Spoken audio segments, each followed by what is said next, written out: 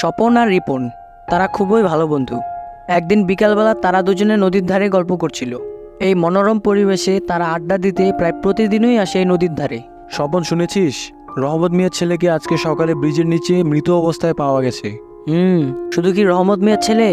কয়েক মাস থেকেই এমনটা হচ্ছে। কয়েকদিন পর পরই কাউকে না কাউকে মৃত অবস্থায় পাওয়া যাচ্ছে। এমনটা চলতে থাকলে তো গ্রাম একদম ফাঁকা হয়ে যাবে। আসলে এমনটা যে কেন হচ্ছে না জানি, আমাকেও কবে গ্রামের মানুষ মৃত অবস্থায় পড়ে থাকতে দেখে। এভাবে বলিস না, কিছুই হবে না, শুধু মনে সাহস রাখ। আল্লাহ ভরসা। আচ্ছা শুন, আজ রাতে আমাদের বাসায় কেউ থাকবে না। আম্মু আব্বু মামার বাসায় বেড়াতে গেছে। রাতে বাসায় থাকিস, আমি তোকে নিতে যাব। তুই আজকের রাতটা আমার সাথে থাকবি, ঠিক আছে? আচ্ছা, আমি বাসায় থাকবো, আমাকে ডাকতে আসিস। এই বলে তারা সেখান থেকে নিজের বাসায় চলে যায়। স্বপন রিপনের অপেক্ষায় থাকতে থাকতে ঘুমিয়ে পড়ে। হঠাৎ বাইরে থেকে একটা কণ্ঠ ভেসে আসে।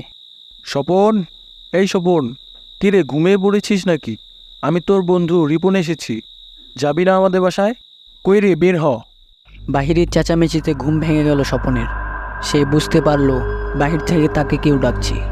কে কে রিপন, এসেছিস? হ্যাঁ, দরজা খোল। আর কতক্ষণ দাঁড়িয়ে থাকবো?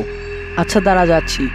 স্বপন দরজা খুলে বাইরে গিয়ে দেখল তার বন্ধু রিপন দাঁড়িয়ে আছে। কিরে, এতক্ষণ লাগে দরজা খুলতে? কতক্ষণ থেকে ডাকছি তোকে। এত দেরি করলি কেন? তোর অপেক্ষায় থাকতে থাকতে কখন যে ঘুমিয়ে পড়েছিলাম নিজেও জানি না। আচ্ছা বাদ দে এগুলা।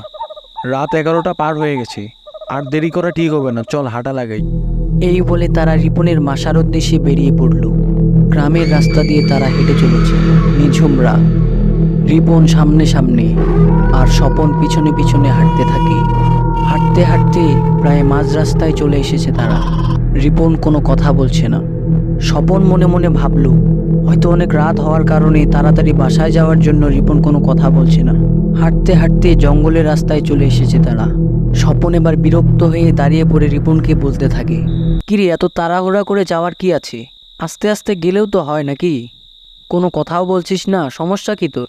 স্বপনের কথা শুনে রিপন দাঁড়িয়ে যায়। সেকেন্ডের মধ্যে সবকিছু পাল্টে গেল। কে এটা? এটা তো রিপন না। কি ভয়ানক দেখতে, মনে হচ্ছে আস্ত একটা পিশাচ। স্বপনের দিকে কি ভয়ানক দৃষ্টিতে তাকিয়ে রয়েছে, মনে হচ্ছে এখনই তাকে গিলে ফেলবে। স্বপন ভয়ে ভয়ে বলে ওঠে, কে কে কে কে আপনি?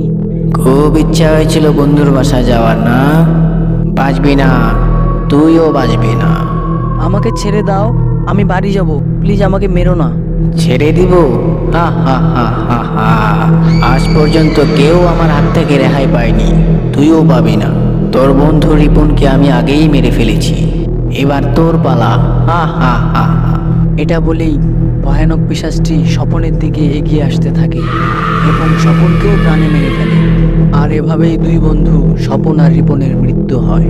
48টা শেষ, বাঁচবে না, এই গ্রামের কেউ বাঁচবে না, আমি কাউকে বাঁচতে দেব না। হা হা হা হা হা।